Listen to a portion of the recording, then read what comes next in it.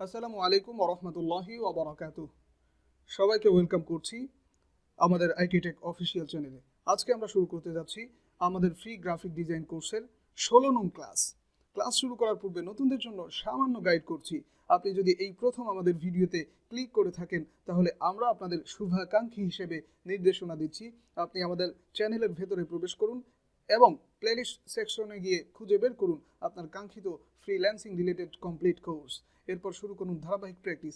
অবশ্যই সিরিয়াল ঠিক রেখে প্র্যাকটিস করবেন। আর হ্যাঁ, আপনি যদি এরকম ইন্টারেস্টিং কোর্স ও freelancing related course, for example digital marketing, social media marketing, app development, web development, graphic design, SEO, Facebook ads campaign, Google ads campaign ইত্যাদি ইত্যাদি সম্পূর্ণ ফ্রি কোর্স করতে চান তাহলে দেরি না করে আমাদের চ্যানেলটি দ্রুত করে ফেলুন সাবস্ক্রাইব, বাজিয়ে দিন বেল বাটন, প্রতিনিয়ত চেক করুন প্লেলিস্ট, লাইক ও শেয়ার তো আমাদের প্রাপ্য।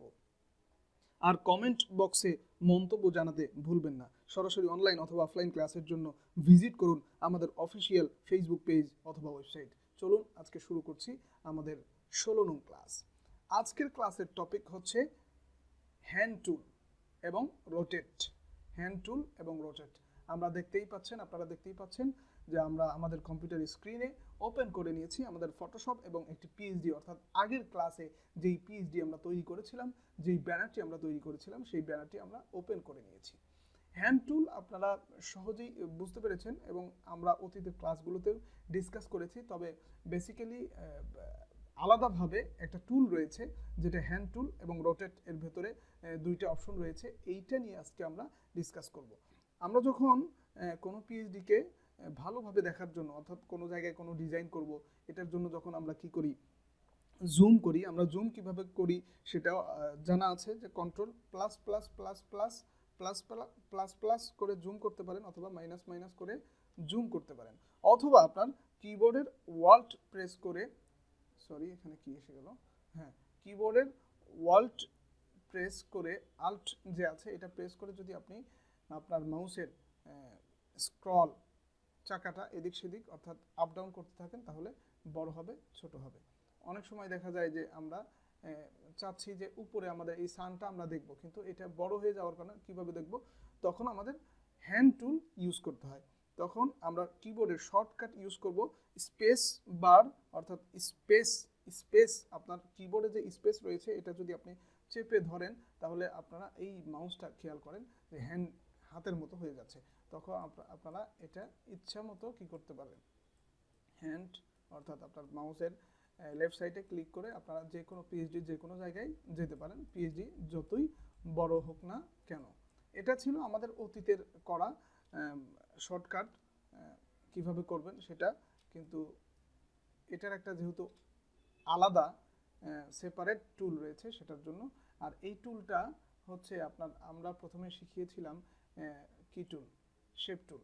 এই শেপ টুলের নিচেই হচ্ছে হ্যান্ড টুল। এই হ্যান্ড টুল আপনারা দেখতে পাচ্ছেন, এটা যখন আপনারা এখান থেকে সিলেক্ট করে দিবেন তারপরে এদিক সেদিক করতে পারবেন, কোনো সমস্যা নাই। এই ছিল হ্যান্ড টুলের মোটামুটি কাজ।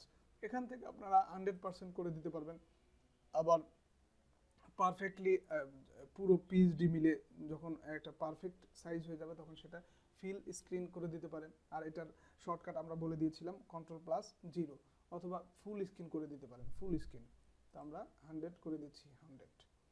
এভাবে আপনারা এখান থেকে হ্যান্ড টুল ইউজ করতে পারেন। আর একটা টুল হচ্ছে ভেতরে গিয়ে রোটেট ভিউ টুল। এই রোটেট ভিউ টুল অর্থাৎ এদিক সেদিক করানো, রোটেট করা, মানে এই যে দেখেন আপনারা, আমরা এদিক চাইলে এদিক রোটেট যেভাবে ইচ্ছা এখান থেকে রোটেট করতে পারবো, অথবা রোটেট করার পরে আমরা রিসেট ভিউ আবার করতে পারবো।